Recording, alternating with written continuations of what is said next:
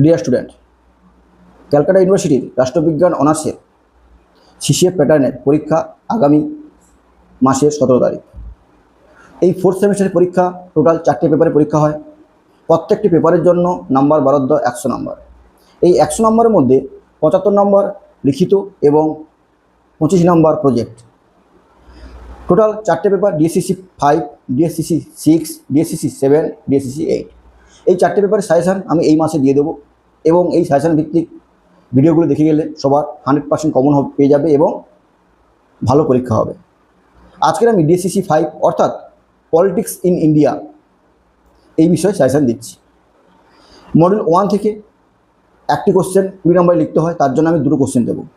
প্রথম কোশ্চেন, ভারতীয় রাজনীতিতে ভাষার ভূমিকা আলোচনা করো এবং ভাষার সাংবিধানিক মর্যাদাটি আলোচনা করো।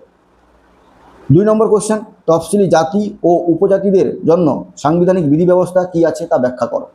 এই 20 নম্বরের একটি কোশ্চেন লিখতে হবে, তার জন্য আমি দুটো কোশ্চেন দিলাম, 100% কমন পেয়ে যাবে। এবারে আসি 10 নম্বরের কোশ্চেন। মডিউল 1-এর 10 নম্বরের কোশ্চেন। প্রথম কোশ্চেন, আঞ্চলিকতাবাদ বলতে কী বোঝো? আঞ্চলিকতাবাদ থেকে কিভাবে উপ আঞ্চলিকতাবাদের সৃষ্টি হয় তা ব্যাখ্যা করো। 2 নম্বর কোশ্চেন, জাতপাত কিভাবে রাজনীতিকরণ ঘটায় তা ব্যাখ্যা করো। এই দুটো কোশ্চেন থেকে একটা কোশ্চেন মাস্ট আসবে, অর্থাৎ 10 নম্বর এবং 20 নম্বরের জন্য আমি 4টে কোশ্চেন দিলাম মডিউল 1 থেকে এবং পরীক্ষা আসবে এই 4টে থেকে দুটো। এবার আসি মডিউল 2।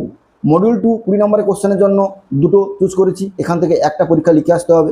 প্রথম কোশ্চেন, দলিত আন্দোলনের কারণ আলোচনা করো। দলিত সম্প্রদায়ের জন্য সাংবিধানিক বিধি ব্যবস্থা কী আছে তা ব্যাখ্যা করো। এবার 2 নম্বর, পুরো আন্দোলন বা নাগরিক আন্দোলনের বিভিন্ন ধারাগুলি আলোচনা করো।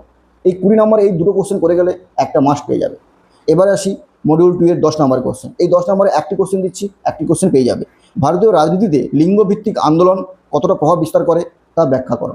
অর্থাৎ মডিউল 1 এবং মডিউল 2-এ আমার পরীক্ষা লিখে আসতে হবে 20 নম্বরের দুটো এবং 10 নম্বরের দুটো, অর্থাৎ 4টে। তার জন্য আমি দিচ্ছি 7টি কোশ্চেন। এবারে আসি মডিউল 1 এবং মডিউল 2 থেকে 5 নম্বরে 3টে কোশ্চেন লিখে আসতে হবে, তার জন্য আমি দিচ্ছি 6টি কোশ্চেন।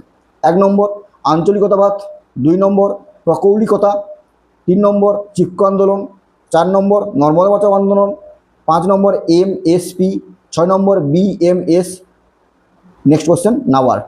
এই কোশ্চেনগুলো পড়ে গেলে 100% কমন পেয়ে যাবে। নেক্সট সাজেশন নিয়ে আসবো 6 পেপার অর্থাৎ ডিএসসিসি 6। ধন্যবাদ, ভালো করে পরীক্ষা দাও। সবাই ভালো পরীক্ষা হবে এবং 100% কমন পাবে। ধন্যবাদ।